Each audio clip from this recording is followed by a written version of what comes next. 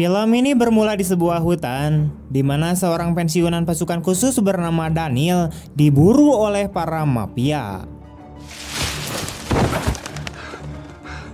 Saat Daniel terpojok, dia kemudian berusaha untuk melawan pemimpin kelompok tersebut yang bernama Hatcher, yang juga seorang bos kartel narkoboy.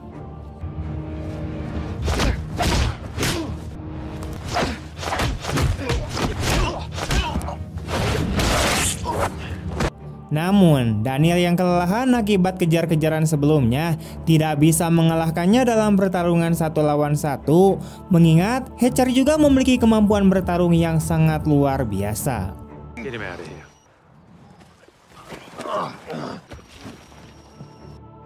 Setelah itu, Daniel diikat di kursi, ditelanjangi dan diinterogasi di suatu tempat sambil dipukuli berulang kali secara brutal oleh Hatcher. Yes. Selama interogasi, diketahui bahwa Hatcher bekerja sebagai personel pasukan khusus dengan ayah Daniel.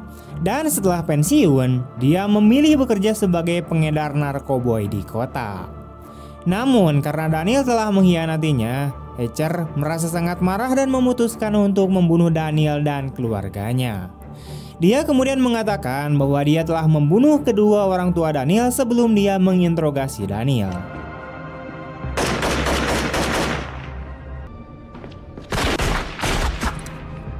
Good effort, old man. Bastard. Mendengar ini, Daniel merasa sangat sedih dan marah, tetapi dia tidak bisa melakukan apapun untuk melampiaskan amarahnya dalam kondisi terikat dan terluka. Hatcher kemudian bertanya kepada Daniel untuk siapa dia bekerja, tetapi dia tetap diam dan tidak mengatakan apa-apa. Hatcher yang merasa frustasi memutuskan untuk segera mengeksekusinya dan segera membunuhnya.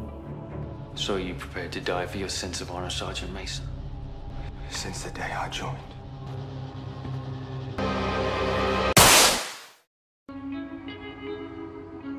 Sementara itu di tempat lain, ada seorang pria bernama John Gold, yaitu mantan personel pasukan khusus yang saat ini sudah pensiun dan merupakan temannya Daniel. John telah mengenal Daniel sejak mereka masih sangat muda dan hubungan mereka semakin dekat sejak saat itu. John bahkan telah menganggap Daniel sebagai saudaranya sendiri dan menganggap orang tua Daniel sebagai orang tuanya sendiri. Pagi itu, John mendapatkan pesan suara dari ayah Daniel sebelum dibunuh. Ayah Daniel mengatakan bahwa dia membutuhkan bantuan John sesegera mungkin. John, we need your help here now. Come. Mendengar hal itu, John segera bergegas bersiap-siap dan pergi ke rumah Daniel di kota pengabdian.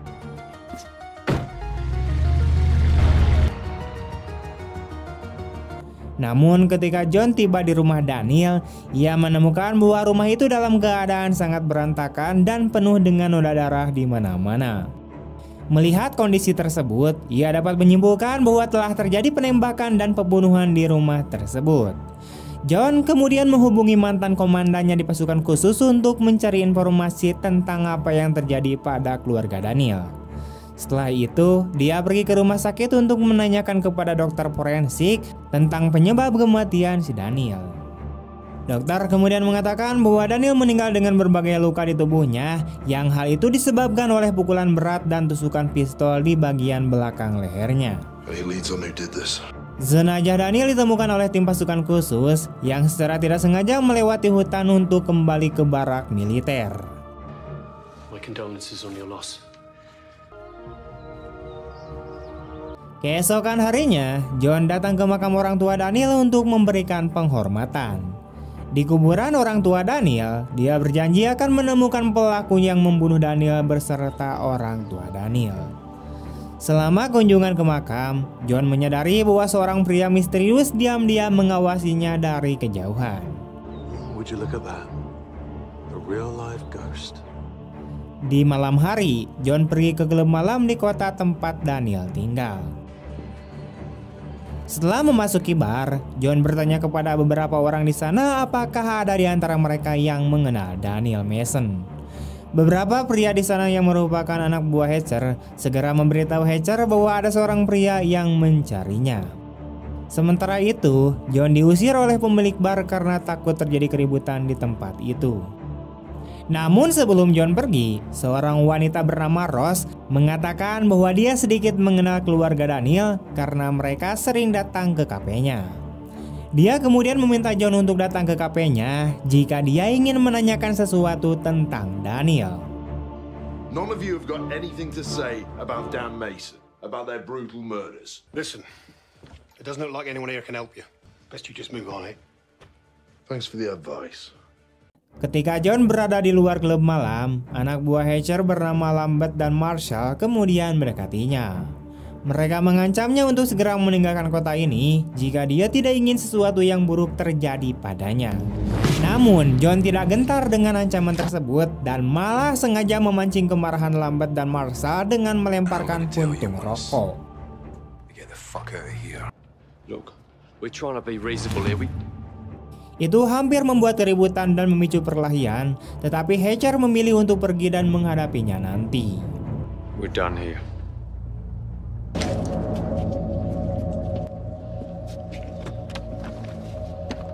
Tak lama kemudian, seorang gadis bernama Sandra mendekati John dan mengatakan bahwa dia dan pacarnya mengenal si Daniel. Dia kemudian berkata bahwa dia akan membantunya menemukan Daniel. Setelah itu, Sandra mengajak John ke rumah pacarnya yang bernama Kate. Setelah sampai di rumah Kate, John langsung menginterogasi Kate tanpa basa-basi lagi. Tapi dia tidak memiliki banyak informasi tentang kematian Daniel. Kate kemudian mengatakan bahwa dia mengenal Daniel karena dia pernah menjadi pengusaha kartel narkoba di kota bersamanya. Namun dalam beberapa bulan terakhir, sekelompok kartel narkoba mengambil alih wilayah dan bisnisnya sehingga Kate saat ini menganggur. Dia kemudian menjelaskan bahwa kartel bersenjata lengkap dan dipimpin oleh Hatcher. Mendengar hal ini, John mengajak Sandra untuk membawanya ke tempat yang pernah menjadi tempat usaha Kate. Sandra berpura-pura membeli sesuatu untuk geng Hatcher agar dia bisa masuk. Sebelum dia masuk, John diam-diam memasang book di punggung baju Sandra. Di dalam kamar, Lambert memberi Sandra sebuah ponsel dan memintanya untuk memberitahunya di mana John akan menginap malam ini sambil menawarkan paket heroin padanya. Sandra yang tergiur dengan tawaran Lambert akhirnya memberitahu Lambert informasi tersebut. Untungnya, semua percakapan antara Sandra dan Lambert sudah diketahui oleh John melalui telepon yang terhubung ke perangkat penyadap suara yang sudah diinstal sebelumnya. Setelah Sandra meninggalkan gedung, dia mengatakan bahwa kartel narkoba bernama Hatcher sangat berbahaya karena kantor polisi sangat jauh dari lokasi. Jadi dia menyarankan John untuk tidak terlibat dengan geng Hatcher jika dia tidak ingin mendapatkan masalah. Mendengar ini, John tidak menanggapinya dan langsung memintanya pergi. Malam itu, Sandra mengajak John ke ruko yang kosong untuk beristirahat. Go home, Sandra. It's gonna be bloody freezing in there. Dalam perjalanan kembali ke rumahnya, Sandra meminum obat yang baru saja didapatnya hingga tertidur pulas. Beberapa jam kemudian, ponsel Sandra berdering dan kemudian membangunkannya. Ternyata telepon itu berasal dari Lambert yang menanyakan keberadaan John. Takut dan panik, Sandra segera memberitahunya bahwa John saat ini tinggal di sebuah ruko kosong berwarna biru di pinggir kota. Sandra tidak menyadari bahwa semua percakapannya telah disadap oleh John. Mengetahui bahwa geng Hatcher akan segera datang ke tempatnya, John sesegera mungkin menyiapkan berbagai senjata dan jebakan untuk menghadapinya. Keesokan harinya, anak buah Hatcher mengepung keberadaan John. Namun mereka tidak menyangka bahwa John telah memasang jebakan yang dapat membunuh mereka semua.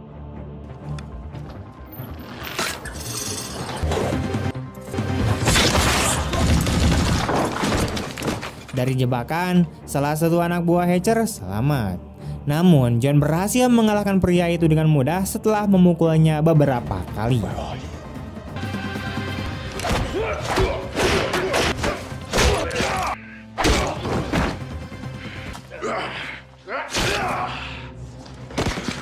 The ball's on the man. We give him a verbal warning and he kills 4 of ours. Setelah mengetahui bahwa semua orang yang telah dikirim sebelumnya sekarang telah meninggal, Hatcher menjadi waspada terhadap John. Hatcher yang menyadari bahwa John bukanlah orang sembarangan yang bisa disingkirkan dengan sangat mudah, langsung meminta seorang bawahan bernama Lucy untuk mengetahui latar belakang John. Sementara itu, John datang ke Cafe Rose untuk meminta informasi Rose tentang Daniel. Dia mengatakan bahwa kota telah banyak berubah dibandingkan dengan 5 tahun yang lalu ketika dia masih tinggal di kota.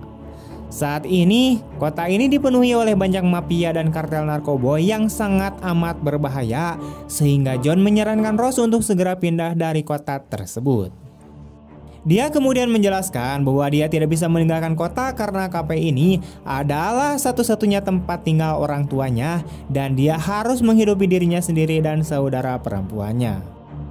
John kemudian bertanya pada Rose bagaimana dia mengenal Daniel.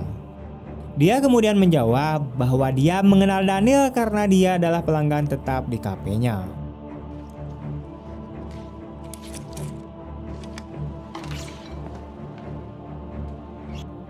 Setelah itu, John kembali ke lokasi bisnis Hatcher bersama Sandra. Ketika Lambert membukakan pintu untuk Sandra, John dengan cepat menodongkan pistol ke arahnya. Akibatnya, perkelahian antara anak buah John dan Hatcher pun terjadi. You. Sorry, he made me.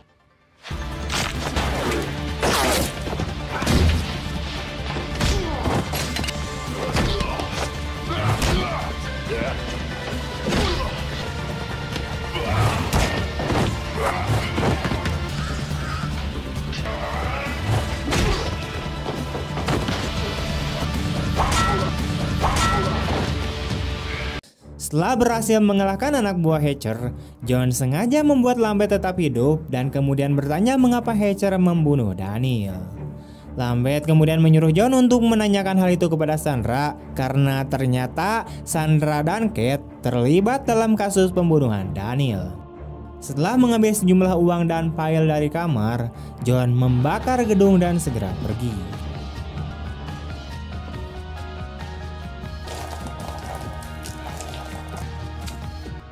What are you doing? Oh my god. Are you crazy? Let's go. Di tempat lain, Lucy berhasil mengumpulkan semua informasi tentang John. Dia menjelaskan bahwa dia adalah salah satu mantan personel pasukan khusus yang menghilang 3 tahun lalu tanpa alasan yang jelas. Sebelum John menghilang dari unit militer, dia telah ditugaskan ke Mason dalam sebuah misi. Mendengar hal itu, Hatcher sadar bahwa semua yang dilakukan John selama ini adalah demi membalaskan dendam atas kematian Daniel. Itu berarti John tidak melakukan semua tindakannya berdasarkan perintah dari militer. Tak lama kemudian, Hatcher mendapatkan pesan dari salah satu anak buahnya bernama Stockwell bahwa gedung tempat mereka memproduksi obat-obatan telah dibakar oleh si John. Marshall yang merasa sangat marah segera bergegas untuk menangkap John, tetapi Hatcher menahannya dan memintanya untuk tidak bertindak gegabah, mengingat John bukanlah orang sembarangan. Hatcher yakin bahwa John akan mendatangi mereka sehingga mereka tidak perlu mencarinya sebentar lagi. Sementara itu, John yang sudah sampai di rumah Kate mengancam Kate dengan pistol untuk memberitahunya apa yang sebenarnya terjadi kepada Daniel. Kate yang ketakutan kemudian mengatakan bahwa Daniel mengetahui rahasia tentang kesepakatan antara Hatcher dan kartel narkoba Belanda. Daniel kemudian melaporkan tindakan Hatcher kepada komandan militer. Namun Hatcher yang merasa terancam langsung membunuh Daniel. Kate sengaja membocorkan rencana Daniel kepada Hatcher dengan harapan dia akan mendapatkan pasokan obat-obatan dan pekerjaan dari Hatcher. Setelah mengetahui hal tersebut, John langsung menghilang dari hadapan Kate. Please don't fucking please. Oh my good god. Ketika John hendak melepaskan Sandra dari bagasi mobil, dia tiba-tiba dikejutkan oleh suara tembakan dari Stockwell. John yang tidak membawa senjata apapun memutuskan untuk melarikan diri darinya. Pengejaran antara John dan Stockwell pun terjadi.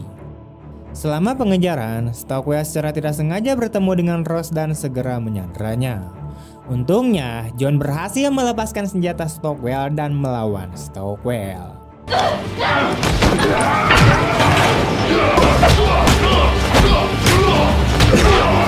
Pertarungan antara John dan Stockwell kemudian berlangsung dengan sengit, namun John berhasil mengalahkannya dengan bantuan Ross.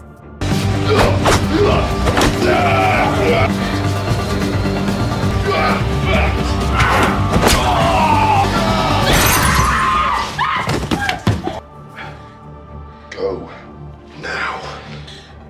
You should go. No. Tak lama setelah itu, polisi datang ke lokasi dan pria misterius yang mengikuti John di pemakaman beberapa hari yang lalu pun muncul. John kemudian menyuruhnya untuk tidak ikut campur dalam urusannya saat ini dan melanjutkan bisnis mereka nanti.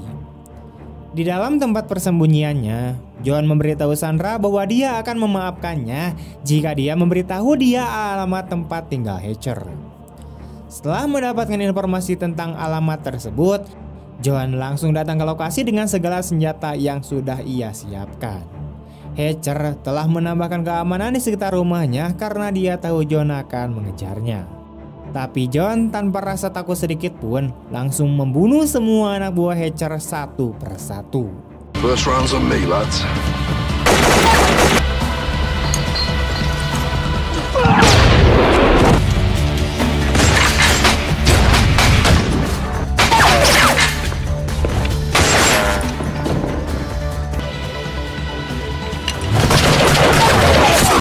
Marshall dengan angkuh melemparkan senjatanya saat baku tembak dan meminta John untuk melakukan duel 1 lawan 1.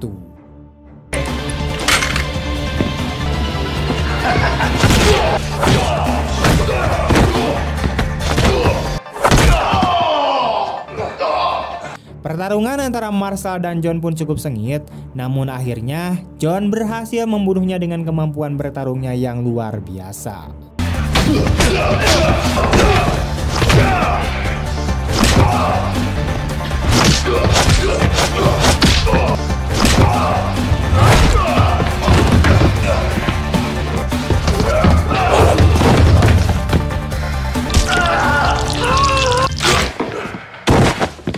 Sementara itu, Sandra yang sedang menunggu di luar kediaman Hatcher didatangi oleh seorang pria misterius yang pernah bertemu dengan John. Dia kemudian mengundangnya untuk memasuki rumah Hatcher. Di sisi lain, John yang telah berhasil membunuh semua anak buah Hatcher langsung menuju ruangan tempat Hatcher berada. Hatcher meminta John untuk melakukan duel 1 lawan 1 tanpa menggunakan senjata. John menerima tawaran itu dan segera meletakkan pisau di meja Hatcher. Perkelahian antara John dan Hatcher kemudian terjadi.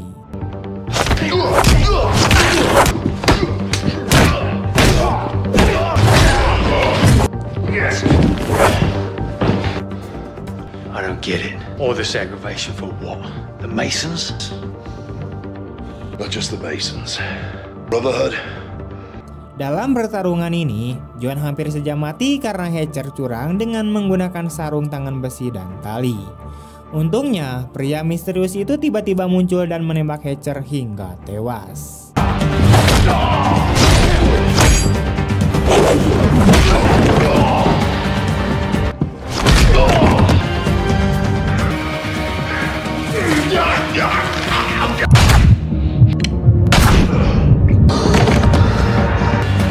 You're welcome.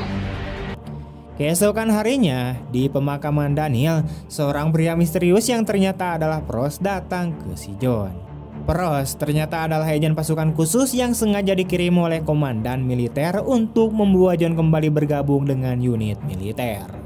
Dia memberi John waktu untuk menenangkan diri dengan mengambil cuti beberapa hari. Tapi tanpa Pross menyadari, John telah menghilang dari belakangnya. Walk with me, John. Good journey, Dan. I know this has probably been difficult for you. But you're always our best field asset and we need you back on the job. Sementara itu, Ross yang baru saja kembali dari pemakaman Daniel dikejutkan dengan tas berisi sejumlah uang dari John. Dia meninggalkan catatan di secercik kertas yang menyuruhnya untuk pergi ke tempat yang lebih baik dan lebih aman. Film ini ditutup dengan adegan di mana John meninggalkan kota pengabdian bersama Sandra. Tamat! Oke, itu dia untuk alur cerita dari film kali ini. Terima kasih telah menonton sampai akhir. Melong Film doakan semoga kalian semua selalu dalam keadaan sehat, panjang umur, dan dilancarkan dalam segala urusannya, begitupun dalam hal rezekinya. Oke, terima kasih. See you next time and bye-bye.